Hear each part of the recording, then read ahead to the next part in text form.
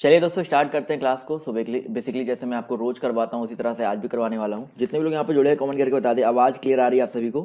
जी हाँ, सभी का वेलकम है, गुड मॉर्निंग। चलिए, आवाज़ सभी को क्लियर आ रही है? चलिए, गुड आफ्टरनून। गुड आफ्टरनून हो गया अब तो। चलिए, यस सर।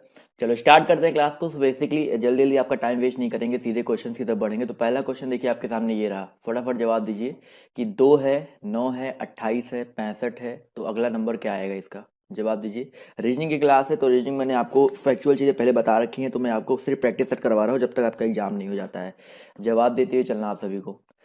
तो अगर हम इस 2 की बात करते हैं तो 2 कहाँ से आया है? ये 1 का क्यूब प्लस 1 करके आया है। और 9 की बात करते हैं तो ये 2 का क्यूब प्लस 1, 2 का क्यूब कितना होता है? 8, 8 1 9 हो गया। 28 की बात करते हैं तो ये 3 का क्यूब प्लस 1 हुआ है। इसी तरह आपका 65 देखो क्या है? 4 का क्यूब प्लस 1 हुआ है। भाई 4 चौका 16 चौका 64 1 65, यानी कि 1 का क्यूब, 2 का क्यूब, 3 का क्यूब, 4 क्यूब। अगला क्या हो जाएगा सर? 5 का क्यूब प्लस 1, यानी कि कितना आ जाएगा? 126। बिल्कुल सही बात है। अभी यहाँ पर जितने लोग बोल रहे हैं 126, वो लोग यहाँ पर करेक्ट हो जाएंगे। क्लियर है? चल चलिए, इस क्वेश्चन का सभी लोग जवाब देते हुए चलेंगे। तो ये आपके सामने क्वेश्चन रहा, क्वेश्चन नंबर 60। अव्यवस्थित अक्षरों को उनके स्वाभाविक क्रम में पुनर्व्यवस्थित करना है और असंगत को चुनना है। बहुत ही आसान है, इस तरह क्वेश्चन मैं पहले भी आपको करवा चुका हूँ। सभी लोग जवाब देते हुए चलेंगे। CEKRIRTIC, देखें यहाँ पर एक हिंट देता हूँ, जैसे आपका ये शायद क्रिकेट बन रहा है, इसी तरह आपका ये कुछ बनेगा, ये कुछ बनेगा, ये कुछ बनेगा। सबको कुछ ना कुछ बना करके आपको असंगत का चयन करना है। सभी लोग जवाब देते हुए चलेंगे। यहाँ पर सिंपल सा फंडा लगाएंगे। यहाँ पर ये हमने बताया क्या बन रहा है? क्रिकेट बन रहा है। क्रिकेट बन रहा है ना? CRICKET, क्रिकेट बन गया। इसी तरह इसको देखो भाई, हॉकी जैसा कुछ लग रहा है ना? HOCKEY, हॉकी बन जाएगा आपका। हॉकी बन गया, चलो बहुत अच्छी बात है। इसी तरह इसको देखो, TOOLF, यानी कि फुटबॉल देखिए बन जाएगा। एफ से फुटबॉल होता है ना, फुटबॉल बन जाएगा। FOOTBALL, क्लियर है? फुटबॉल बन गया। और इसकी बात करते हैं, देखो C है, H है, S है, यानी कि चेस बन जाएगा। तो आप लोग बता सकते हो ना कि इन सब में कौन सा अलग है? क्रिकेट, हॉकी, फुटबॉल, चेस में आराम से बता सकते हो। अब तो कोई डाउट भी नहीं है, चेस बिल्कुल सही बात है। क्योंकि भैया क्रिकेट, हॉकी, फुटबॉल ये सारे के सारे फील्ड में खेले जाते हैं, बल्कि चेस जो है फील्ड में नहीं खेला जाता है। समझ में आ गया ना? चलिए, आई होप सबको क्लियर होगा। आते हैं अगले क्वेश्चन पर। तो देखिए क्या कह रहा है कि भैया बुकर पुरस्कार जो है संबंधित है, सॉरी, इन चारों में आपको डिफरेंस बताना है, आपको अलग बताना है कौन सा है। बुकर, साहित्य में नोबल, मैग्सेसे और ज्ञानपीठ पुरस्कार। बहुत ही आसान सा क्वेश्चन है, सभी लोग जवाब देते हुए चलेंगे। देखो यहाँ पर अगर हम बात करते हैं भाई बुकर के बारे में, साहित्य में नोबल के बारे में, या मैग्सेसे के बारे में, ज्ञानपीठ के बारे में, तो ये जो आपके पहले, दूसरे और तीसरे, चौथे हैं, ये तीनों के तीनों जो हैं आपके साहित्य में दिए जाते हैं। साहित्य में जब आप कुछ अच्छा काम करते हैं तब ये पुरस्कार दिया जाता है। जबकि मैग्सेसे जो पुरस्कार है, रेमन मैग्सेसे इसको बोलते हैं, ये आपका समाज सेवा के क्षेत्र में दिया जाता है। किसके क्षेत्र में दोस्तों? समाज सेवा के क्षेत्र में दिया जाता है। तो आपका डिफरेंस कौन सा हो जाएगा? ऑप्शन नंबर इसका जो सी है वो यहाँ पर डिफरेंट हो जाएगा। क्लियर है? तो आपका सी क्यों कर अलग होगा, ये चीज़ समझ में आ गया ना सभी को? चलिए, समझ में आना चाहिए बस। अगला क्वेश्चन देखो क्या कह रहा है, ध्यान से देखिएगा। तो भैया 62 नंबर क्वेश्चन क्या कह रहा है कि 10, 60, 40, 240, 30, 90, 20, 120, तो यहाँ पर आपका अलग कौन सा, यानी कि डिफरेंट कौन सा, आपको ये बताना है। समझिएगा, यहाँ पर 10 और 60 यानी कि गुणा 6 हुआ है। और यहाँ पर देखा जाए 40 गुणे 6 हुआ है।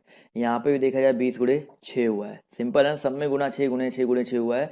जबकि इसमें बात करते तो सिर्फ गुना 3 हुआ है। क्लियर है सर? तो यहाँ पर ऑप्शन जो इसका बी है वो आपका क्या हो जाएगा? अलग हो जाएगा। कितना आसान सा क्वेश्चन था, समझ में आ गया? चलिए आते हैं अगले क्वेश्चन पर। तो देखिए क्या कह रहा है कि भैया 63 नंबर क्वेश्चन है। SZ है, PW है, BJ है, MT है, तो यहाँ पर आपको बताना है इन चारों में अलग क्या हो जाएगा। सो सिंपल सा देखिए, हमने बोला कोड लिख लो। कोड लिखने से मतलब नंबर लिख लो, अपने आप आ जाएगा। तो इसका मतलब होता है 19। इसका मतलब आपका क्या होता है? जेड का मतलब क्या होता है बताइए? जेड का मतलब होता है 26। यानी कितने का डिफरेंस है सर आपका? 7 का डिफरेंस है। पी और डब्ल्यू में देखो भाई, पी का मतलब 16, डब्ल्यू का मतलब 23। 16 और 7 23 होता है, 7 का डिफरेंस है। एम और टी में देखो, एम का मतलब 13, टी का मतलब 20, यानी कि +7 का डिफरेंस है। समझ में आ गया ना? इसी तरह बी जेड में देखो, इसका मतलब 2 होता है, इसका मतलब 10 होता है, यानी कि +8 का डिफरेंस है। कितने का भाई? +8 का डिफरेंस है। तो यहाँ पर कौन सा अलग हो जाएगा? ऑप्शन नंबर जो इसका बी है, बी जे, यहाँ पर क्या हो जाएगा? अलग हो जाएगा। क्लियर है? चलिए आते हैं अगले क्वेश्चन पर। तो देखिए क्या कह रहा है। नीचे शब्दों की 4 जोड़ियां दी गई है, जिनमें से 3 कुछ रूप से समान है और एक जोड़ी अलग है। कौन सी जोड़ी बाकियों से अलग है? बेसिकली यहाँ पर कुछ आपके विज्ञान की शाखाएं दी गई हैं, उनसे संबंधित विज्ञान वो दिए गए हैं, तो आपको अलग करना है। थोड़ा सा इंग्लिश है बट आप लोग कोशिश करेंगे तो आपका आंसर जो है आ जाएगा। बहुत ही सिंपल सा है भाई, थोड़ा सा कोशिश करो भाई। ऑर्निथोलॉजी बर्ड से, चिड़ियों से संबंधित है। अगर आपने रोबोट 2.0 देखा होगा तो उसमें तो इसका यूज कई बार हुआ है। माइकोलॉजी फंगी, जो आपके फंगस होते हैं उनके लिए यूज होता है, बिल्कुल सही बात है। लेकिन हम बात करते हैं बायोलॉजी के बारे में। तो बायोलॉजी देखा जाए तो वनस्पति विज्ञान, तो बायोलॉजी के अंतर्गत हम लोग वनस्पति विज्ञान नहीं, तो भाई बायोलॉजी की एक शाखा हो गई ना, तो इसलिए ऑप्शन जो इसका सी है वो यहाँ पर क्या हो जाएगा, भिन्न हो जाएगा। और जबकि साइकोलॉ यहाँ पर जो दिया गया है एल जे, ये जो आपका होता है लास्ट में, ये साइकोलॉजी नहीं है, ये आपका बेसिकली शैवाल विज्ञान इसको बोलते हैं इंग्लिश में, और ये शैवालों का अध्ययन किया जाता है, तो ये शैवालों का अध्ययन वाला हो गया, क्लियर है। और फंगी आपको पता है कवकों का अध्ययन। चलिए आते हैं अगले क्वेश्चन पर। तो अगला क्वेश्चन देखिए आपसे यहाँ पर क्या कह रहा है कि भाई 65 से लेकर 67 तक यहाँ पर दिया गया है। अब ये बहुत अच्छा क्वेश्चन है। यहाँ पर पहली बात तो शायद सब कुछ दे ही दिया गया है। प्रारंभ में लड़कियों का क्रम निम्नवत है। तो यहाँ पर कह रहा है 5 लड़कियां एक गोले के केंद्र की ओर मुख करके खड़ी है। सुमन, लता और आशा के बीच में, सुमन, लता और आशा के बीच में, लता और आशा के बीच में सुमन है, चलो ठीक है। उसके बाद ममता लता के दाहिने है। प्रारंभ में लड़कियों का क्रम ये दिया गया है, बाद में आपको इस तरह से बिठाना है। तो यहाँ पर आपको इस तरह से क्वेश्चन आपको कह रहा है, तो चौथी लड़की कौन सी होगी।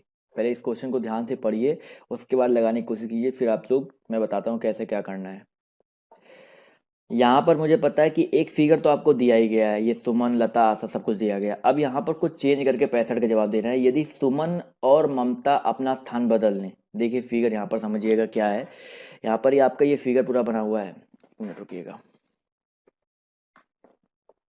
यहाँ पर एक फिगर बना है, और यहाँ पर हमें एक चीज़ पता है, समझिएगा ध्यान से।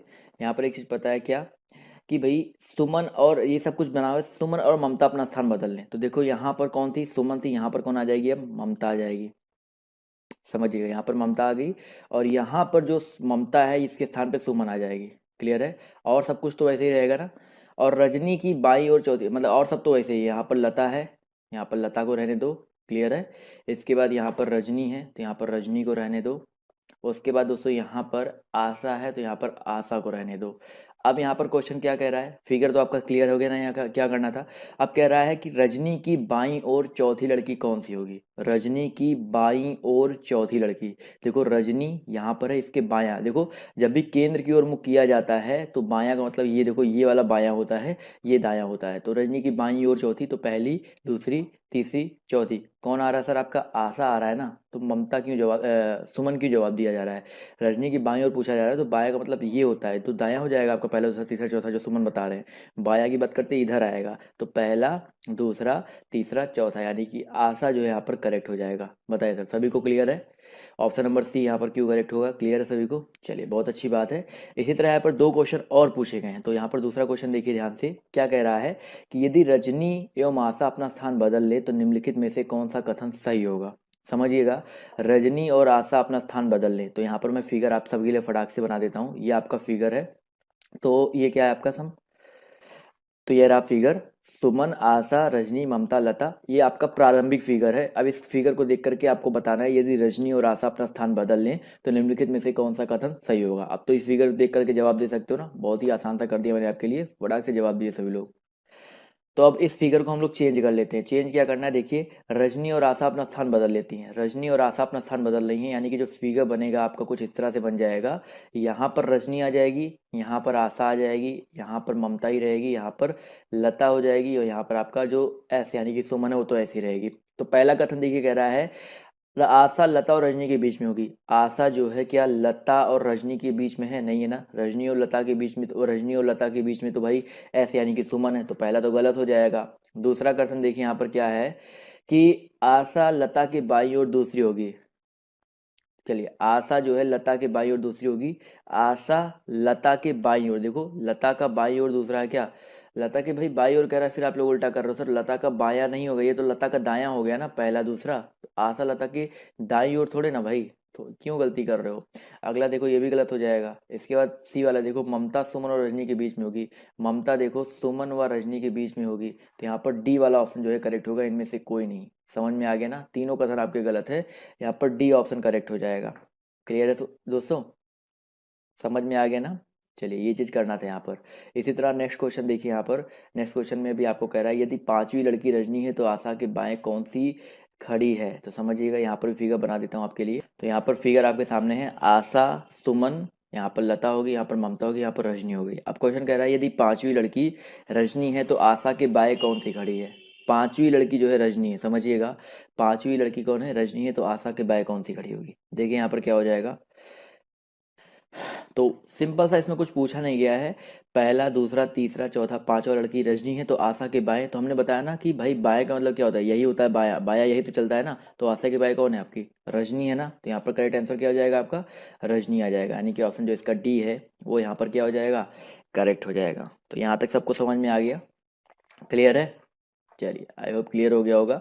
आते हैं अगले क्वेश्चन पर। तो देखिए क्या कह रहा है। ये बहुत अच्छा क्वेश्चन है कि एक्स वाई से बलवान है और वाई जेड से बलवान है, पी क्यू से बलवान है परंतु वाई से कमजोर है, क्यू जेड से बलवान है, बताइए कि इन सभी में सबसे कमजोर कौन है। इस तरह क्वेश्चन मैं आपको बहुत बार करवा चुका हूँ। देखते हैं इस क्वेश्चन में करना क्या। देखिए एक्स वाई से बलवान है, एक्स वाई से बलवान है, तो एक्स जो हो गया ये बड़ा हो गया वाई से, बड़ा लगा दो, कुछ भी कर सकते हो। वाई जो है जेड से बलवान है, वाई जो है बड़ा हो गया जेड से। पी जो है क्यू से बलवान है, चलो ठीक है, पी जो है क्यू से बलवान है परंतु वाई से कमजोर है, यानी कि वाई से नीचे ही रहेंगे लोग। क्यू जो है जेड से बलवान है, क्यू जो है बलवान है जेड से, यानी कि ये अब देखा जाए क्यू जो है बलवान है किससे, जेड से। अगर इन सबको मिला दिया जाए तो आपका फिगर किस तरह से बनेगा, समझिएगा। आपका बनेगा फिगर आपका पहले एक्स फिर वाई। अब देखो मुझे पता है कि वाई से कमजोर है कौन सा, आपका पी, पी कमजोर है ना। तो इसके बाद एक्स के बाद वाई आएगा, उसके बाद आपका कौन आएगा, पी आएगा। पी के बाद कौन आएगा सर, आपका क्यू आएगा। पी के बाद देखिए क्यू है, क्यू के बाद कौन है, आपका जेड है। तो आपका x y p q z, यही तो फिगर बनेगा ना। तो यहाँ पर देखिए लास्ट में कौन आ रहा है, जेड आ रहा है ना, क्योंकि भैया जेड जो है क्यू से भी कम बलवान है। तो यहाँ पर सबसे कमजोर कौन हो जाएगा, लास्ट में कौन है, जेड है। तो यानी कि ऑप्शन नंबर जो इसका बी है वो यहाँ पर करेक्ट हो जाएगा। सबसे बलवान कौन हो जाएगा, एक्स हो जाएगा, बीच में कौन है, पी है। तो इस क्वेश्चन से कई क्वेश्चन आपके बन सकते हैं, समझ में आ गया ना। अगला क्वेश्चन देखो क्या कह रहा है। लड़कियों की एक पंक्ति में सावित्री और सरला क्रमशः दाईं ओर से 9वें स्थान पर है तथा बाईं ओर से 10वें स्थान पर है। यदि वे आपस में अपना स्थान बदल लेती हैं तो सावित्री और सरला क्रमशः दाईं ओर से 17वां स्थान तथा बाईं ओर से 18वां स्थान ले लेती हैं, तो उस पंक्ति में कुल कितनी लड़कियां हैं। बताइए सर, बहुत ही प्यारा क्वेश्चन है। जो कह रहा है देखो, लड़कियों की एक पंक्ति में सावित्री और सरला क्रमशः दाईं ओर से 9वें और बाईं ओर से 10वें स्थान पे है। देखो सावित्री हो गई और यहाँ पर सरला हो गई, समझ में आ गया ना। अब देखो सावित्री और सरला मैंने उल्टा लिख दिया वैसे, क्योंकि यहाँ पर दाएं और बाएं उल्टा लिखा गया है। तो यहाँ पर देखो सावित्री और सरला क्रमशः दाईं ओर से, सावित्री दाईं ओर से कौन से स्थान पर है भाई, सावित्री जो है दाईं ओर से 10वें स्थान पर है, 9वें स्थान पर है। और सरला जो है बाईं ओर से 10वें स्थान पर है। कौन है, सरला। क्लियर है। अब यहाँ पर देखिए क्या कह रहा है कि यदि वे आपस में अपना स्थान बदल लेती हैं तो सावित्री और सरला क्रमशः दाईं ओर से 17वें स्थान तथा बाईं ओर से 18वें स्थान पे आ जाती है। तो भाई अगर ये लोग अपना स्थान बदल लें, यानी कि ये जो है सावित्री के स्थान पे सरला आ गई और यहाँ पे आ गई सावित्री आ गई। क्लियर है। तो अगर ऐसा सावित्री आ गई तो यहाँ पर क्या कह रहा है कि तो सावित्री जो है दाईं ओर से, सावित्री दाईं ओर से कौन से स्थान पे आ जाती है, 17वें स्थान पे आ जाती है। और ये आपके 18वें स्थान पे आ जाती है। तो दोनों में से कोई भी आप लेकर के लगा सकते हो, कुछ नहीं करना है। जैसे ये प्लेस मुझे पता चल गया, ये बाएं से 10वां है, दाएं से 17 है, तो 10 + 17 -1 कर दो तब भी आपका 26 आएगा। या चाहो तो इसको भी लेकर लगा सकते हो, 9 + 18 -1 कर दो तब भी आपका 26 आएगा। तो दोनों में से कोई भी कंडीशन लेकर लगाओ, आपका आंसर कितना आएगा, 26 ही आएगा। तो ऑप्शन जो इसका बी है वो यहाँ पर क्या हो जाएगा, बिल्कुल करेक्ट हो जाएगा। क्लियर है सभी को। चलिए आई होप ये क्वेश्चन भी आप सभी को क्लियर होगा। बढ़ा जाए अगले क्वेश्चन की ओर। चलिए अगले क्वेश्चन पे आते हैं। तो देखिए क्या कह रहा है। देखिए बहुत ही अच्छा क्वेश्चन है। लोड है, LOAD, लोड का कोड MPBE है और ड्राइव का कोड ये दिया गया है, तो शब्द लैडर को आप कैसे कोडबद्ध करेंगे। बहुत ही प्यारा क्वेश्चन है। देखो LOAD है, लोड है ना, और MPBE है। देखा जाए तो LMOPABDE, यानी कि +1 + 1 + 1 हुआ है। वही यहाँ पर भी देखिए हुआ है, DERSIJVWEF +1 + 1 हुआ है, तो यहाँ पर भी +1 हो जाएगा। LMABDE DEEF और आर यस, तो MBEEFS, यानी कि आपका ऑप्शन नंबर जो इसका बी है वो यहाँ पर क्या हो जाएगा, बिल्कुल करेक्ट हो जाएगा। सिर्फ +1 करना था इसमें। क्लियर है सभी को। चलिए आते हैं अगले क्वेश्चन की ओर। तो अगला क्वेश्चन देखिए आपके सामने ये रहा कि यहाँ पर आपको जो ये क्वेश्चन मार्क है इसके स्थान पर दिए गए अंक एक निश्चित पैटर्न का पालन करते हैं। प्रश्न चिन्ह के स्थान पर आने वाले विकल्प अंक का सही विकल्प का चयन करना है। थोड़ा सा कोशिश करेंगे, मैंने आपको बता रखा है इसमें कैसे क्या करना होता है। आपका जो जवाब है आपके सामने होगा। समझिएगा, एक हिंट, छोटा सा हिंट समझिएगा। 12, 18, 3 है ना, तो 12 और 3 को लो, 12/3 करो, कितना आएगा सर आपका, 4 आ जाएगा। 12/3 क्या, कितना आ गया, 4 आ गया। और जो ऊपर वाला नंबर 18, इसमें मल्टीप्लाई कर दो, कितना आ जाएगा आपका, 72 आ जाएगा। क्लियर है। इसी तरह इस वाले को देखो, 16 भागे कितना करना है, 4 करना है। कितना आ जाएगा, 4 × 4 = 16, और 4 × 32 कर दो तो कितना हो जाएगा सर, 32 × 4 = 4×2 = 8, 4×3 = 12, 128 आ जाएगा। क्लियर है। वही सेम चीज़ यहाँ भी करना है कि 14/x करेंगे तो जो भी आएगा उसका मल्टीप्लाई कर देंगे किससे, 24 से, तो गुणे कितना कर देंगे, 24 कर देना है, तो बराबर कितना आ रहा है, 112 आ रहा है। क्लियर है। तो यहाँ से x की वैल्यू निकालनी है। तो देखिए कैसे कटेगा आपका। आपका देखा जाए तो यहाँ पर कटेगा, ये कट जाएगा आपका, 24 और 12 है, 24 या 3 × 4 = 12, 3 × 3 = 9, 1 10, यानी कि 24 से तो कटेगा नहीं। यहाँ पर अगर इसको काटेंगे तो ये आपका 14 है, तो यहाँ पर ये है। 7 से काट के देखिए, 7 दूनी 14, 7 एकदम 7, 7 × 6 = 42, कट जाएगा ना आपका, 2 × 8 = 16 हो जाएगा, तो 2 × 8 = 16 हो गया। तो और 8 से कटेंगे तो 3 बार जाएगा, यानी कि आंसर कितना आ जाएगा सर आपका, 3 आएगा आंसर। 8×3 = 24, समझ में आ गया ना। तो एक्स की वैल्यू कितनी आ गई, 3 आ गई। तो यहाँ पर ऑप्शन जो इसका बी है वो यहाँ पर क्या हो जाएगा, करेक्ट हो जाएगा। क्लियर है सभी को। आई होप ये क्वेश्चन आप सभी को क्लियर हो गया होगा। चलिए बढ़ते हैं दोस्तों अगले क्वेश्चन की ओर। तो अगला क्वेश्चन देखिए आपके सामने ये रहा। यहाँ पर लुप्त अंक आप सभी को ज्ञात करना है। इन चारों में आपको लुप्त अंक ज्ञात करना है, और इस तरह का शायद यही सेम क्वेश्चन मैं पहले भी करवा चुका हूँ, तो आप लोग यहाँ पर गलती तो नहीं करोगे। इसका जवाब फटाफट सभी लोग देते हुए चलेंगे।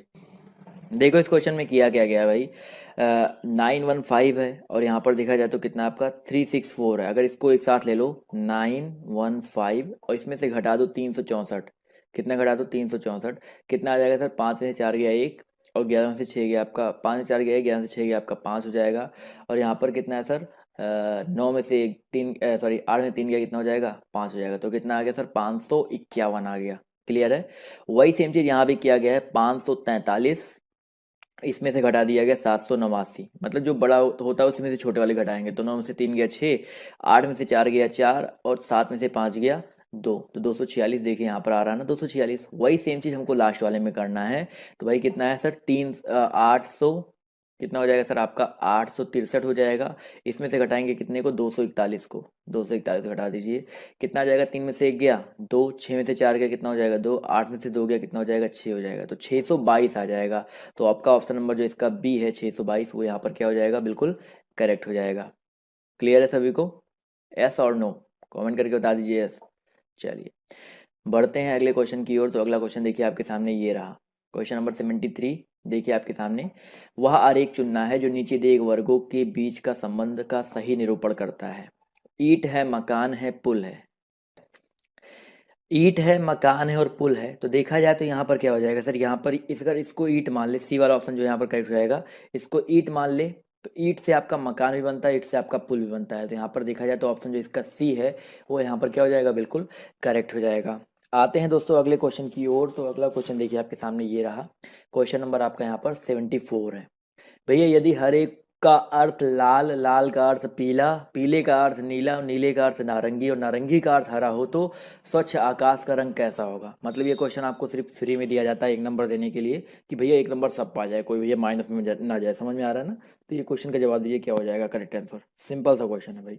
तो भैया स्वच्छ आकाश का रंग क्या होता है, मुझे पता है, स्वच्छ आकाश का रंग नीला होता है, और नीले का अर्थ देखिए यहाँ पर क्या है आपका, नारंगी है ना सर। तो करेक्ट आंसर क्या हो जाएगा सर, नारंगी हो जाएगा। तो यहाँ पर जो करेक्ट आंसर आपका ऑप्शन नंबर जो इसका सी है यहाँ पर आ जाएगा। समझ में आ गया ना। चलिए आते हैं अगले क्वेश्चन की ओर। तो अगला क्वेश्चन देखिए आपसे यहाँ पर क्या कह रहा है कि यदि सभी चूहे बिल्लियां हैं तो निम्नलिखित में से कौन सा सही है, बताइए सर। एक ही आपको फिगर बनाना है, उससे आपको जवाब देना है। बहुत ही आसान सा क्वेश्चन है। कह रहा है यदि सभी चूहे बिल्लियां हैं, सभी चूहे देखिए, सभी आपके चूहे हो गई, और ये आपके क्या हो गए, बिल्लियाँ हो गए, ये आपकी बिल्ली हो गए। समझ में आ गया ना। तो यहाँ पर मुझे आपको वही कॉन्सेप्ट आपको लगाना है जो मैंने आपको पहले बता रखा है, आउट से इन, इन से आउट वाला। समझ में आ गया ना। तो सभी बिल्लियाँ चूहे हैं, तो भैया गलत है। बाहर से अंदर, माफ कीजिएगा भाई क्या हो रहा है, बाहर से अंदर जाएंगे तो भैया क्या हो जाएगा, आउट से इन में सभी वाला नहीं होता है, करेक्ट। इसी तरह कुछ चूहे बिल्लियां नहीं है। देखो जब पॉजिटिव कथन है तो ये निगेटिव कथन आपका गलत हो जाएगा। तीसरा कह रहा है कि कुछ बिल्लियां चूहे हैं। अब देखो आउट से इन में आ रहे हैं, आउट से इन में तो कुछ बिल्लियां चूहे हो सकती हैं, तो ऑप्शन जो इसका सी है वो यहाँ पर क्या हो जाएगा, करेक्ट हो जाएगा। और डी की बात करते हैं तो कोई बिल्ली चूहा नहीं है, तो यहाँ पर भी आला कथन हो जाएगा आपका गलत। तो यहाँ पर देखा जाए तो ऑप्शन जो इसका सी है वो यहाँ पर क्या हो जाएगा, बिल्कुल करेक्ट हो जाएगा। क्लियर है सभी को। चलिए आई होप सबको क्लियर होगा। आते हैं अगले क्वेश्चन पर। तो देखिए अगला क्वेश्चन क्या कह रहा है। नीचे दी गई आकृति में त्रिभुज महिलाओं को दर्शाता है और आयत रोजगार में लगे हुए को दर्शाता है और वृत्त डॉक्टरों को दर्शाता है। तो माफ कीजिएगा थोड़ी सी इंटरनेट प्रॉब्लम आ गई थी। तो भाई यहाँ पर क्या है, नीचे दी गई आकृति में त्रिभुज महिलाओं को दर्शाता है, आयत रोजगार में लगे हुए को दर्शाता है और वृत्त डॉक्टरों को दर्शाता है। तो उस आकृति का क्षेत्र का पता लगाइए जिसमें उन महिला डॉक्टरों को दर्शाया गया है जो बेरोजगार हैं। महिला डॉक्टरों को दर्शाया गया जो बेरोजगार हैं। बहुत ही आसान सा क्वेश्चन है, मैं आपको कई बार ये सारे क्वेश्चन इस तरह के करवा चुका हूँ, तो आई होप इसका क्वेश्चन आपको जवाब पता ही होगा या कर ले जाएंगे। तो भैया क्या कह रहा है समझिएगा, कि उन महिला डॉक्टरों को दर्शाया जाए जो बेरोजगार हैं। अब देखो मुझे पता है त्रिभुज महिलाओं को दर्शा रहा है, आयत रोजगार को दर्शा रहा है और वृत्त डॉक्टरों को दर्शा रहा है, यानी कि हमको महिला भी चाहिए, त्रिभुज भी चाहिए और डॉक्टर भी चाहिए, लेकिन रोजगार नहीं चाहिए। तो रोजगार में आपका 6 है, 3 है, 4 है और आपका ये है, कट गया ना। एक देखा जाए तो ये भी बेरोजगार में रोजगार में आ जाएगा और 9 देखा जाए सिर्फ महिला में आएगा। और 7 की अगर हम बात करते हैं, देखो यहाँ पर देखा जाए 2 और 7 में 2 भी आपका खत्म हो जाएगा, 2 भी आपका खत्म हो जाएगा और यहाँ पर 8 भी आपका खत्म हो जाएगा। तो आंसर तो आपका 7 आना चाहिए ना। यहाँ पर कह रहा है महिला डॉक्टर जो बेरोजगार हैं, तो भाई महिला आपका त्रिभुज, डॉक्टर आपका वृत्त के अंदर में है, तो आपका 7 नंबर आएगा ना सर। तो ऑप्शन जो इसका सी है वो करेक्ट होना चाहिए ना। ये चीज समझिए, 8 तो जो है वो सिर्फ डॉक्टरों को ही दर्शाएगा, लेकिन 7 जो है महिला डॉक्टर को दर्शाएगा। तो क्लियर है, तो आपका ऑप्शन जो इसका सी है वो यहाँ पर करेक्ट होना चाहिए। समझ में आ गया दोस्तों। तो सी वाला ऑप्शन जो है यहाँ पर करेक्ट होगा। क्लियर है सभी को। चलो आई होप सबको क्लियर होगा। अगर कोई डाउट हो तो आप लोग रिपीट करके पूछ सकते हैं, देख सकते हैं। बढ़ते हैं दोस्तों अगले क्वेश्चन की ओर। तो अगला क्वेश्चन देखिए आपके सामने ये रहा, ध्यान से देखिएगा कि भाई 76 नंबर कहाँ गया, ये हो गया 77। कि चंदू एक व्यक्ति की ओर संकेत करते हुए कहता है कि वह मेरी पुत्री के भाई के दादा की इकलौती बहू के पिता हैं, तो वह व्यक्ति चंदू से किस प्रकार संबंधित है। यहाँ पर जो जो कह रहा है वैसे वैसे करते हुए चलना है। कुछ लोग बी बोल रहे हैं, कुछ लोग ये बोल रहे हैं। तो चंदू एक व्यक्ति की ओर संकेत करते हुए कहता है कि वह जो है मेरी पुत्री यानी कि चंदू की पुत्री। तो चंदू की पुत्री हो गई, क्लियर हो गया। चंदू की पुत्री के भाई, इसके भाई के दादा। अब इसके दादा का मतलब क्या हो गया भाई, इसके दादा की अगर हम बात करते हैं तो समझिएगा, अब पुत्री का भाई यानी कि ये भाई बहन हो गए।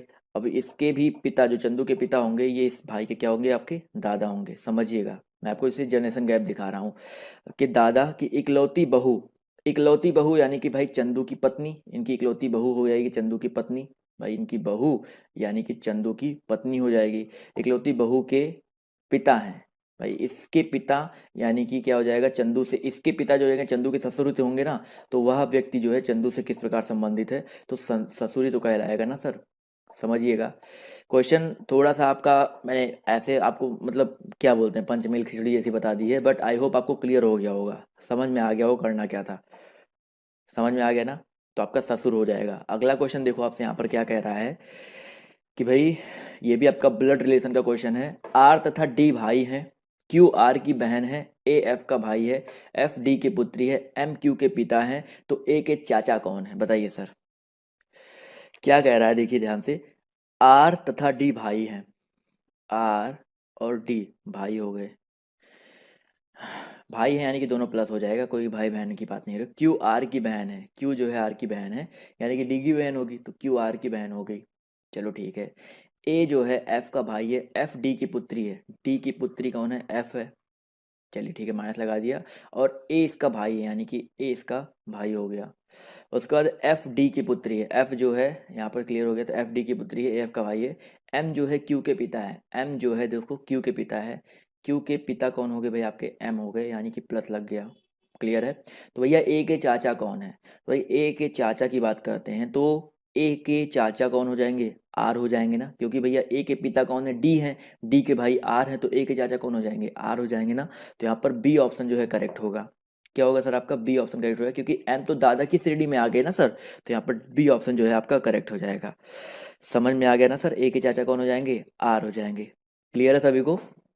चलिए आते हैं अगले क्वेश्चन की ओर, अगर आपको क्लियर है तो लाइक कर दीजिएगा।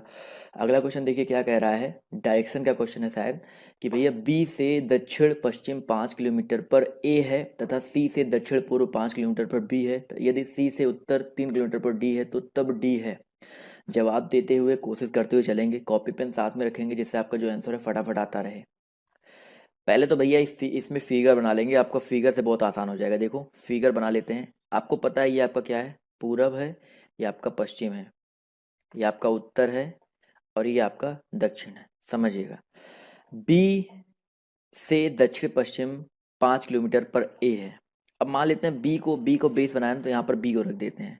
बी से दक्षिण पश्चिम, दक्षिण पश्चिम का मतलब क्या होता है, ये यहाँ पर कौन है सर, ए है 5 किलोमीटर पर। क्लियर है। फिर कह रहा है कि सी से दक्षिण पूर्व 5 किलोमीटर पर कौन है सर आपका, दक्षिण पूर्व, यानी कि इसकी बात हो रहा है, दक्षिण पूर्व की बात कर रहा है ना। सी से दक्षिण पूर्व 5 किलोमीटर पर बी। अब सी देखो कहाँ पर है, अब समझिएगा, सी यहाँ पर अगर हम लोग रखेंगे तो सभी सी से दक्षिण पूर्व यही तो आएगा ना। अब ऐसे बना दोगे तो उल्टा हो जाता ना, तो यहाँ पर ये जो फिगर आपका ऐसे बनेगा, यहाँ पर क्या हो जाएगा, 5 किलोमीटर ये हो जाएगा। क्लियर है। उसके बाद क्या कह रहा है कि सी से उत्तर में 3 किलोमीटर के ऊपर आपका कौन है, डी है। उत्तर मतलब ये ऊपर होता है, सी से उत्तर कौन है आपका, डी है। क्लियर हो गया। तो भैया ए से डी के बारे में पूछ रहा है, तो यहाँ पर सॉरी, ए से उत्तर पूर्व में कौन है, तो डी का किधर है, तो ए से किधर है, देखिए ऊपर की ओर, यानी कि उत्तर की ओर है ना। तो भैया यहाँ पर क्या हो जाएगा, ए से उत्तर में आपका डी हो जाएगा। तो समझ में आ गया यहाँ पर जो सी आंसर है कैसे करेक्ट होगा। क्लियर है, समझ में आ गया ना क्या करना है। चलिए बहुत अच्छी बात है, अगर आपको क्लियर हो गया है तो बढ़ते हैं अगले क्वेश्चन की ओर। तो अगला क्वेश्चन देखिए आपसे यहाँ पर क्या कह रहा है, ध्यान से देखिएगा। कौन सी उत्तर आकृति प्रश्न आकृति के प्रतिरूप को पूरा करेगी, बताइए कौन सी उत्तर आकृति प्रश्न आकृति के प्रतिरूप को पूरा करेगी। बहुत ही आसान सा क्वेश्चन होता है, मैंने बोला ना कुछ क्वेश्चन आपके फ्री में आते हैं आपको नंबर देने के लिए।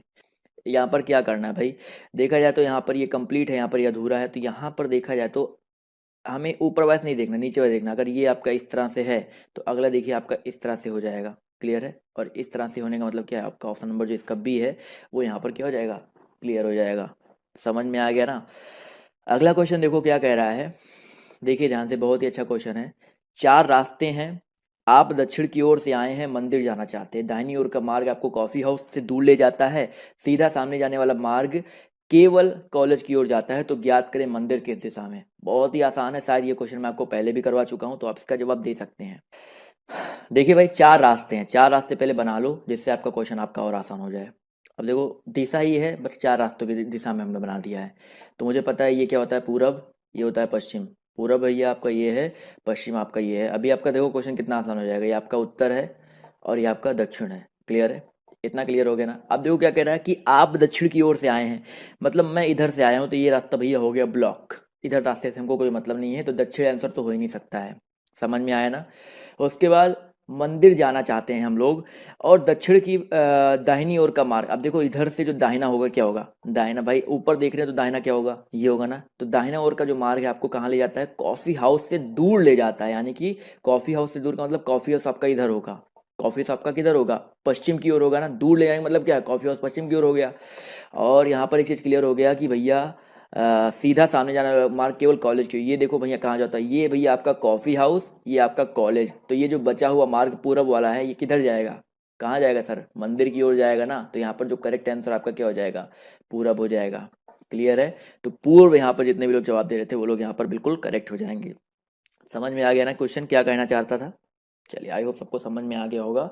आते हैं अगले क्वेश्चन की ओर। तो क्या कह रहा है कि भैया निम्न उक्ति के अक्षरों को प्रयुक्त करके कौन सा शब्द नहीं बनाया जा सकता। एक वर्ड को कितनी बार भी प्रयोग किया जा सकता है, यानी कि यहाँ पर आपका ये दिया गया है, आपको बताना है कौन सा शब्द आपका नहीं बना सकता है। Accommodation is perish. तो देखिएगा यहाँ पर बहुत ही आसान सा क्वेश्चन है, एक वर्ड का प्रयोग आप कितनी बार भी कर सकते हो, इसका भी छूट दिया गया, यानी कि आपको ऐसे वर्ड चुनने हैं जिसमें आपका कुछ वो सेम चीज हो ही ना। देखिए, उक्त अक्षरों को प्रयोग करके कौन सा शब्द नहीं बनाया जा सकता है। देखिए, पहला है MANDATE। तो भाई M है, ए है, एन है, डी है, ए है, टी है, ई है, MANDAT ये तो है भाई आपका, ए तो बनाया जा सकता है। अगला देखो ध्यान से, एस है, एस यहाँ पर है, ई भी है, एम भी है, ए भी है, एन भी है, टी भी है, आई भी है, सी भी है, सब कुछ है। क्रिएशन में भी देखा जाए तो CRET सब कुछ है। लेकिन अगर हम डी की बात करते हैं, देखिए डी वाला देखो, डी में आपका यहाँ पर एक दिया गया एच, एच दिया गया है ना, एच क्या यहाँ पर कहीं भी है, नहीं है ना, तो यहाँ पर ऑप्शन जो इसका डी है वो यहाँ पर क्लियर हो जाएगा। समझ में आ गया ना। डबल पी से नहीं मतलब है सर, आपको यहाँ पर लिखा गया है कि एक वर्ड कितनी बार भी प्रयोग कर सकते हो, तो डबल पी से नहीं मतलब, आप पी का यूज कर सकते हो, लेकिन यहाँ पर एच जो है वो आपका नहीं है। क्लियर है, तो ये चीज़ ध्यान रखिएगा। कुछ लोग डबल पी सोच रहे होंगे, बट यहाँ पर एच की वजह से इसको टिक किया गया है। आते हैं अगले क्वेश्चन पर। तो अगला क्वेश्चन देखिए आपसे यहाँ पर क्या कह रहा है, यदि एक्ने ACNE को ये कोड दिया जाता है तो बॉयल को क्या कोड दिया जाएगा। ये तो बहुत ही सिंपल सा क्वेश्चन है, मैं आपको पहले भी बता चुका हूँ। एक्ने का कोड ये दिया गया है, तो बताइए बॉयल का कोड क्या हो जाएगा। फटाफट सभी लोग जवाब दीजिए। बहुत ही आसान क्वेश्चन, मैं आपको अगर ट्रिक बता दूंगा तो आपको समझ में आ जाएगा। एक्ने है, ए का मतलब 3 लिखा है, सी का मतलब 7 लिखा है, और एन का मतलब आपका 29 लिखा हुआ है, और ई का मतलब लिखा गया आपका 11। समझ में आइएगा। अब ए का मतलब क्या होता है समझिए, ए का कोड कितना होता है 1, सी का कोड कितना होता है 3, एन का कोड कितना होता है 14, और ई का कोड कितना होता है 5 होता है, माफ कीजिएगा। तो 1 गुणे 2 करके +1 कर दो, यानी कि जो अंक है उसका दुगुना करके 1 कर दो, कितना, 1 दुग के 2 1 3 आ जाएगा। क्लियर है, 3 दूनी 6 1 7 आ गया, 14 दूनी 28 1 29 आ गया, 5 दूनी 10 1 11 आ गया। समझ में आ गया। जो नंबर्स हैं उनका दुगना करके 1 जोड़ देना है, वही सेम चीज हम लोग कर देंगे भैया बॉयल में। बॉयल मतलब 2, ओ का मतलब आपका 15, और आई का मतलब आपका 9, और एल का मतलब आपका, एल का मतलब 12। क्लियर है, तो 2 दूनी 4 1 5, 15 दूनी 30 1 31, 9 दूनी 18 1 19, और यहाँ पर 12 दूनी 24 1 25 आ जाएगा। तो 5 31 19 25, ऑप्शन जो इसका डी है वो यहाँ पर क्या हो जाएगा, करेक्ट हो जाएगा। समझ में आ गया सभी को। क्या कोई दिक्कत है इस क्वेश्चन में, क्या करना था क्या नहीं करना था, क्लियर है सभी को। चलिए, आई होप सबको क्लियर होगा। बढ़ते हैं अगले क्वेश्चन की ओर। तो देखिए क्या कह रहा है, ध्यान से देखिएगा। ये क्वेश्चन तो बहुत आसान होता है। यदि प्लस का अर्थ है गुणा, माइनस का अर्थ है भाग, गुणे का अर्थ है आपका ये, और प्लस और मतलब सबका अर्थ दिया गया है, तो आपको इसका गणना करना है, इसका आंसर क्या हो जाएगा। तो जल्दी से हल कर लेते हैं भाई, देख लेते हैं यहाँ पर। जो कह रहा है 64 है, माइनस है, तो माइनस का मतलब क्या है भाई, ध्यान से देखिएगा। माइनस का मतलब क्या है भाई, यहाँ पर देखा जाए तो प्लस का अर्थ, भाग का अर्थ माइनस है, माइनस का अर्थ भाग है, तो भागे 4 हो जाएगा, और प्लस का अर्थ देखिए गुणा है, तो गुणे क्या हो जाएगा आपका 8 हो जाएगा। गुणे का अर्थ क्या है सर आपका प्लस है, तो प्लस आपका 9 हो जाएगा। तो 64 भागे 4 करो तो 16 चौका 64, गुणे 8 प्लस 9, तो 16 8 कितना हो जाएगा 128, और प्लस 9 करेंगे तो 9 8 17, यानी कि 137 आ जाएगा। तो करेक्ट आंसर क्या आ जाएगा आपका, ऑप्शन नंबर बी करेक्ट हो जाएगा। क्लियर है दोस्तों। चलिए आते हैं अगले क्वेश्चन पर। तो देखिए क्या कह रहा है कि भैया एक कक्षा में 15 लड़के हैं जो 158 सेंटीमीटर से अधिक लंबे हैं। यदि ये लड़कों का 3/4 निश्चित करते हैं तो, तथा कक्षा में लड़कों की कुल संख्या कुल विद्यार्थियों की संख्या का 2/3 हो, तो कक्षा में लड़कियों की संख्या कितनी हो जाएगी। बहुत ही सिंपल सा क्वेश्चन है, कोशिश कीजिए क्या करना है इसमें, क्या नहीं करना है, मैं आपको समझाता हूँ इसमें। एक कक्षा में 15 लड़के हैं जो कि 158 सेंटीमीटर से अधिक लंबे हैं।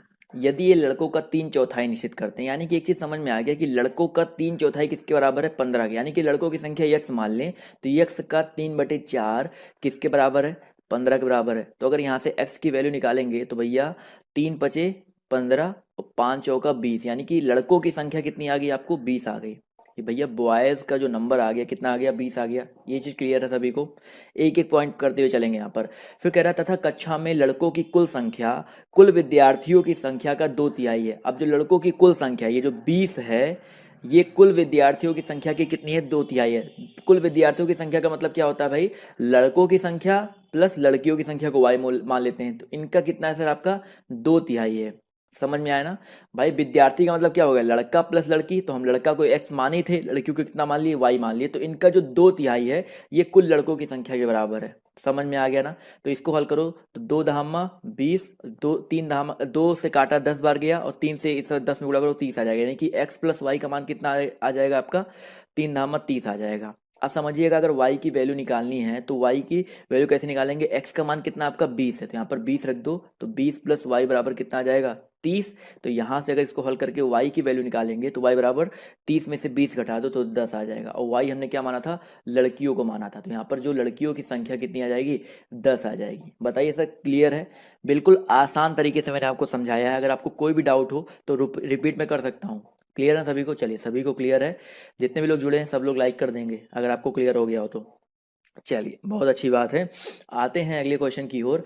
तो अगला क्वेश्चन देखिए आपसे यहाँ पर क्या कह रहा है कि भैया एक अनानास की कीमत 7 रुपये है और एक तरबूज की कीमत 5 रुपये है। मोहन इन फलों पर 38 रुपये खर्च करता है, तो मोहन द्वारा खरीदे गए अनानासों की संख्या क्या होगी? अब देखो इस क्वेश्चन को आप लोग ऑप्शन मेथड से लगाएंगे तो बहुत आसानी से लग जाएगा, अगर आप वैसे लगाएंगे तो थोड़ा लेंदी हो जाएगा, बट ऑप्शन मेथड से आप यूज कीजिए। कैसे आएगा, क्या करना है मैं आपको समझाता हूँ, ऑप्शन मेथड कैसे लगेगा, बहुत ही आसान है ये। देखिए भाई, अनानास की कीमत कितनी है, 7 रुपये है। तरबूज की कीमत कितनी है, 5 रुपये है। मोहन कुल मिलाकर के 38 रुपये खर्च करता है, तो खरीदे गए अनानासों की संख्या कितनी है? समझिएगा, खरीदे गए अनानासों की संख्या कितनी हो जाएगी? अब समझिएगा यहाँ पर अनानास की कीमत कितनी है, 7 रुपये है, और तरबूज की कीमत कितनी है, 5 रुपये है। तो अब समझिएगा अनानास हम मान लेते हैं कितनी खरीदा उसने, 2 खरीदा, पहला ऑप्शन उठाओ 2 खरीदा। तो यहाँ पर जब भी ना दिया गया हो, यहाँ पर अगर जब भी ना दिया गया हो कि कुल कितने अनानास खरीदे या कुल कितने क्या खरीदे, तरबूज खरीदे, तो समझिएगा यहाँ पर एक चीज़ तो क्लियर नहीं किया है यहाँ पर इस क्वेश्चन में। इस क्वेश्चन में अगर देखा जाए ना तो अनानास की कीमत चलो ठीक है, तरबूज की कीमत दी गई है, यहाँ पर कुल फलों की जो संख्या है वो मिसिंग है। अगर कुल फलों की संख्या हमको क्लियर होता कि भाई कुल फल कितने हैं, तो आप यहाँ से आसानी से इस क्वेश्चन को लगा सकते थे, बट यहाँ पर देखा जाए तो कुल फलों की संख्या तो मिसिंग हो गई है, 4 और 2। अगर हमें पता होता कुल फल कितने हैं तो हम लोग ऑप्शन से लगा सकते थे। माफ़ कीजिएगा, मैंने इस क्वेश्चन को पूरा नहीं पढ़ा, तो इस क्वेश्चन को स्किप कर दीजिए। यहाँ पर जो है कुल फलों की संख्या अगर दी गई होती तो आराम से आंसर जो है आ जाता। क्लियर है? तो इस क्वेश्चन को स्किप कर दीजिए। बढ़ते हैं अगले क्वेश्चन पर, तो देखिए क्या कह रहा है। ये क्वेश्चन आपका कैलेंडर का है। देखिए 3 दिसंबर 2010 को अगर रविवार था तो 3 जनवरी 2011 को कौन सा वार होगा? सिंपल सा क्वेश्चन है भाई, एक लाइन में या एक सेकंड में इसका आंसर आ सकता है। 3 दिसंबर 2010 को क्या था आपका, रविवार था, तो 3 जनवरी 2011 को कौन सा वार था? बताइए सर। 3 दिसंबर दिया गया है, 2010 दिया गया, तो मुझे पता है 2010 से हम लोग जा रहे हैं किसमें, 2011 में।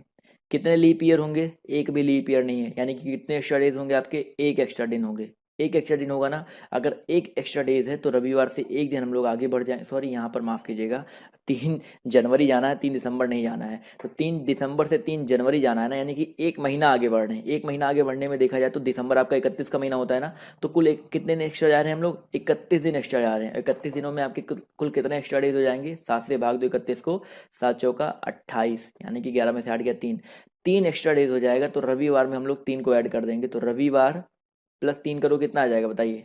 रविवार में प्लस 3 करेंगे तो कितना आ जाएगा भाई? रविवार में अगर 3 दिन जोड़ेंगे तो मंगलवार, सोमवार या बुधवार? बताइए सर। एक दिन जोड़ेंगे सोमवार, 2 दिन जोड़ेंगे मंगलवार, 3 दिन जोड़ेंगे तो आपका क्या आ जाएगा, बुधवार आ जाएगा। तो 88 का जो करेक्ट आंसर आपका क्या हो जाएगा, बुधवार आ जाएगा। समझ में आ गया दोस्तों? चलिए बिल्कुल सही बात है।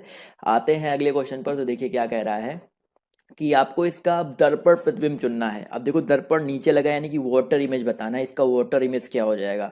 कुल मिलाकर के ये घूम जाएगा। वाटर इमेज में क्या होता है, जो बाएं है वो बाएं रहेगा, जो दाएं है वो दाएं रहेगा, बस ऊपर वाला नीचे हो जाता है, बस इतना समझिएगा। तो ऊपर वाला नीचे इसमें भी नहीं हो रहा है, इसमें भी नहीं हो रहा है, इसमें हो रहा है, बट यहाँ पर देखिए ये चीज़ बायां को दाया कर दिया, तो ये भी आपका गलत हो जाएगा। समझिएगा, बायां को दाया कैसे कर दिया सर, दर्पण प्रतिबिंब आपका नीचे दिख रहा है ना, तो आपका सिर्फ और सिर्फ ऑप्शन नंबर डी में देखा जाए तो देखिए वाटर इमेज में क्या होता है कि बायां का बायां ही रहता है, दायां का दायां ही रहता है यहाँ पर, लेकिन देखो ये इस साइड में था, यहाँ पर इस साइड में कर दिया है, तो ये आपका गलत हो जाएगा। तो यहाँ पर बचा ऑप्शन नंबर डी, तो डी वाला यहाँ पर क्या हो जाएगा, करेक्ट हो जाएगा। क्लियर है? चलिए अगले क्वेश्चन पर आते हैं। तो अगला क्वेश्चन देखिए क्या कह रहा है, ये भी आपका कैलेंडर से ही है। यदि किसी माह यानी कि फरवरी को अगर छोड़ दिया जाए, उसका अंतिम दिन 30 तारीख या 31 तारीख का दिन क्या है, बुधवार है, तो उस महीने में कुल कितने मंगलवार संभव होंगे? तो 31 तारीख को लेकर के लगाइएगा। 31 तारीख को आपका क्या है, बुधवार है, वेडनेसडे है, तो 30 तारीख को आपका क्या हो जाएगा, ट्यूसडे हो जाएगा। तो इस हिसाब से आपको बताना है उस महीने में कुल कितने मंगलवार हो जाएंगे, बताइए सर, फटाफट सभी लोग जवाब देते हुए चलेंगे।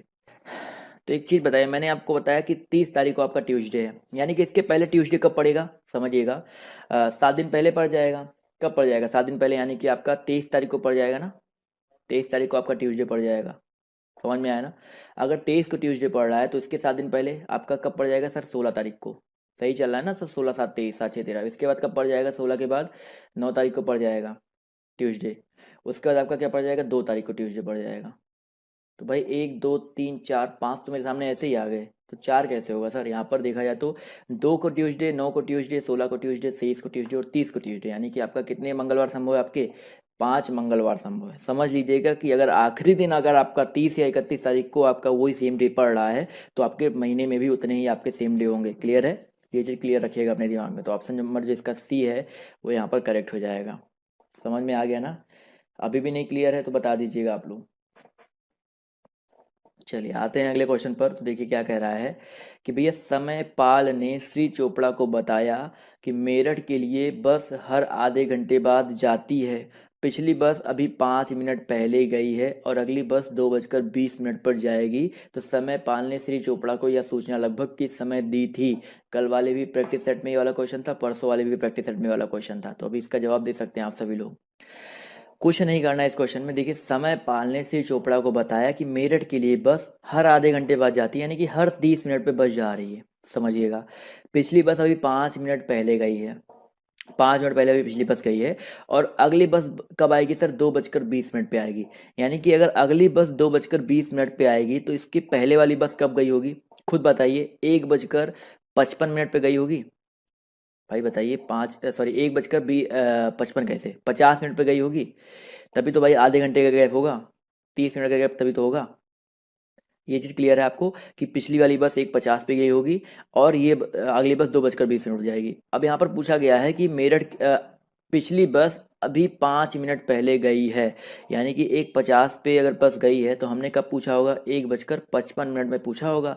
तब जो समय पाल होगा वो बताएगा भैया अभी जो पिछली बस है 5 मिनट पहले गई हुई है। तो इसका जो करेक्ट आंसर आपका क्या हो जाएगा, 1:55 हो जाएगा। समझ में आ गया ना सर, बी ऑप्शन कैसे होगा। क्लियर है सभी को, जितने भी लोग यहाँ पर जुड़े हैं सभी लोग बता दीजिए सर, सभी को क्लियर है ना। अब तो इस तरह के क्वेश्चन में गलती नहीं करोगे ना। चलो आई होप सबको क्लियर हो गया होगा। अगला क्वेश्चन देखो क्या कह रहा है। कथन दिया गया है कि सुबह की सैर स्वास्थ्य के लिए लाभदायक है। निष्कर्ष दिया गया है कि सभी स्वस्थ लोग सुबह की सैर के लिए जाते हैं और शाम की सैर हानिकारक है। बताइए यहाँ पर करेक्ट निष्कर्ष कौन सा हो जाएगा। तो देखा जाए तो सुबह की सैर अगर स्वास्थ्य के लिए लाभदायक है तो बिल्कुल सही बात है, जो सभी स्वस्थ लोग हैं सुबह के लिए सैर जाते हैं, या शाम की सैर हानिकारक है। तो दोनों निष्कर्ष में से बताइए कौन सा करेक्ट हो जाएगा, बताइए सर। भाई अगर हम भी स्वस्थ हैं तो भाई इसका पहला भी गलत हो जाएगा भाई। कोई व्यक्ति जो है, एक समझिएगा, सभी स्वस्थ लोग सुबह के लिए सैर पे जाते हैं, नहीं भाई, जरूरी नहीं है कि सभी स्वस्थ लोग सुबह के लिए सैर पे जाते ही जाते हैं। कुछ लोग घर पे भी एक्सरसाइज कर लेते हैं, कुछ लोग घर पे भर ऊपर ही टहल लेते हैं, जरूरी थोड़ी ना है। हम तो घर पे शाम को भी कुछ लोग कर लेते हैं, तो पहला तो गलत हो जाएगा। और शाम की सैर हानिकारक है, नहीं भैया, शाम की सैर भी आपकी लाभदायक होती है, शाम को जा करके दे दो। तो यहाँ पर देखा जाए तो दोनों भी आपका यहाँ पर कथन के हिसाब से निष्कर्ष नहीं निकल रहा है। तो यहाँ पर जो करेक्ट आंसर आपका क्या हो जाएगा, ना तो निष्कर्ष एक, ना तो निष्कर्ष दो, कोई भी अनुसरण नहीं करता है। समझ में आ गया ना। तो ऑप्शन जो इसका डी है वो करेक्ट होगा। अकॉर्डिंग टू द कथन हमको आंसर देना है। समझ में आ गया ना, तो ये चीज़ दिमाग में रखिएगा। आते हैं दोस्तों अगले क्वेश्चन की ओर। तो अगला क्वेश्चन देखिए आपसे यहाँ पर क्या कह रहा है, समझिएगा। क्वेश्चन नंबर आपका यहाँ पर 93 कह रहा है। कथन देखिए यहाँ पर क्या कह रहा है, समझिएगा। कथन यहाँ पर क्या कह रहा है कि सब सेब लाल हैं और कोई भी लाल रंग का फल सस्ता नहीं है। देखिए सब लाल, सेब लाल है और कोई भी लाल रंग का फल सस्ता नहीं है। यहाँ पर दो निष्कर्ष दिए गए, फटाफट इसका जवाब बताइए क्या हो सकता है। तो देखा जाए भैया, अगर सेब लाल है और कोई भी लाल रंग का फल सस्ता नहीं है तो भैया सेब भी सस्ता नहीं होगा। तो सभी सेब सस्ते हैं तो गलत हो गया। और लाल सेब सस्ते नहीं है, दूसरे वाले की बात करते हैं। तो भैया अगर सेब लाल है और कोई भी लाल रंग का फल सस्ता नहीं है तो दूसरा निष्कर्ष हम लोग निकाल सकते हैं ना कि लाल सेब जो है आपका सस्ता नहीं है, क्योंकि लाल रंग का फल सस्ता नहीं है तो लाल सेब भी सस्ता नहीं होगा। तो यहाँ पर देखा जाए तो केवल निष्कर्ष दो तर्क संगत है। तो यहाँ पर जो ऑप्शन बी है वो यहाँ पर क्या हो जाएगा, बिल्कुल करेक्ट हो जाएगा। क्लियर है सभी को। तो ये कथन और निष्कर्ष में थोड़ा सा आपको लॉजिक यूज करना पड़ता है, अकॉर्डिंग टू द कथन और अकॉर्डिंग टू द निष्कर्ष। क्लियर है। चलिए आते हैं अगले क्वेश्चन पर। तो देखिए यहाँ पर क्या कह रहा है कि भैया नीमो की आयु जो है 23 वर्ष 1 महीना है और श्याम की आयु 18 वर्ष 7 महीने है। बानो श्याम से उतनी ही बड़ी है जितनी नीमो से छोटी है, तो बताइए बानो की आयु कितनी हो जाएगी। बहुत ही अच्छा क्वेश्चन है, देखते हैं कितने लोग जवाब देते हैं। देखिए यहाँ पर नीमो की आयु कितनी है, 23 वर्ष 1 महीना है और श्याम की आयु कितनी है, 18 वर्ष 7 महीने है। 23 वर्ष समझिएगा, 23 वर्ष 1 महीना है, समझिएगा। और इसकी एज कितनी है, 18 वर्ष 7 महीने दिया गया है। क्लियर है, यहाँ पर ये दोनों चीज़ क्लियर हो गया कि भैया नीमो की आयु और श्याम की, ये नीमो की आयु है, ये श्याम की आयु है, ये चीज़ क्लियर कर लिया ना। अब क्या कह रहा है कि बानो श्याम से उतनी ही बड़ी है जितना नीमो से छोटी, यानी कि इनके बीच में कहीं ये लोग एडजस्ट कर रहे हैं ना, यानी कि जितना इनका पहले निकालो, इनके बीच में डिफरेंस कितना आएगा, तो 18 में से 3 से हटाएगा 4 वर्ष 6 महीना आ गया। क्लियर है, इतने का तो डिफरेंस है इन दोनों में। अब इनके बीच में कहीं आ रहा है तो इनका बीच मतलब क्या हो जाएगा भाई, या तो देखो श्याम से इसका जस्ट आधा करो, कितना आ जाएगा, 2 वर्ष। अब देखो सबसे आसान तरीका बता रहा हूँ, 2 वर्ष 3 महीना आ गया। तो ये क्वेश्चन आपका क्या हो जाएगा, या तो भैया श्याम से 2 वर्ष 3 महीने बड़ी होगी, या तो नीमो से 2 वर्ष 3 महीने छोटी होगी। तो कोई भी घटा दो तो भाई 2 वर्ष 18 वर्ष 7 महीने में अगर 2 वर्ष 3 महीने जोड़ देंगे तो 18 तो कितना हो जाएगा, 20 वर्ष।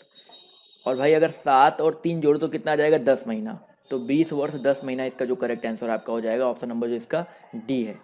क्लियर है, तो आपका जो डी है वो करेक्ट हो जाएगा। अब वही 23 में से अगर आप 2 घटाते तो 23 में वर्ष 1 महीने में से अगर आप घटाते तो भी आपका डी आंसर आता। तो बताइए सर डी वाला ऑप्शन जो है क्यों करेक्ट होगा। क्लियर हो गया सभी को, चलिए। तो गाइस जल्दी से आप लोग अब अगली वाली क्लास में जो है आ जाइए, क्योंकि आपसे ये होता है कि अगली क्लास और भी ज़्यादा जो इंपॉर्टेंट आपकी चलने वाली है, आपका जीके और जीएस का होगा और बहुत ही इंपॉर्टेंट क्वेश्चन जो है वहाँ पर लेकर के आता हूँ। तो जल्दी से आप लोग अगले क्लास में आ जाइए। नीचे डिस्क्रिप्शन बॉक्स में, कमेंट बॉक्स में आपने देखा होगा, वहाँ पर मैंने पिन कर रखा है, तो उस क्लास पे आप बिल्कुल क्लिक करके उस क्लास में आ सकते हैं। जितने लोग यहाँ पर जुड़े हैं फटाफट उस क्लास में जो आ जाइए। धन्यवाद।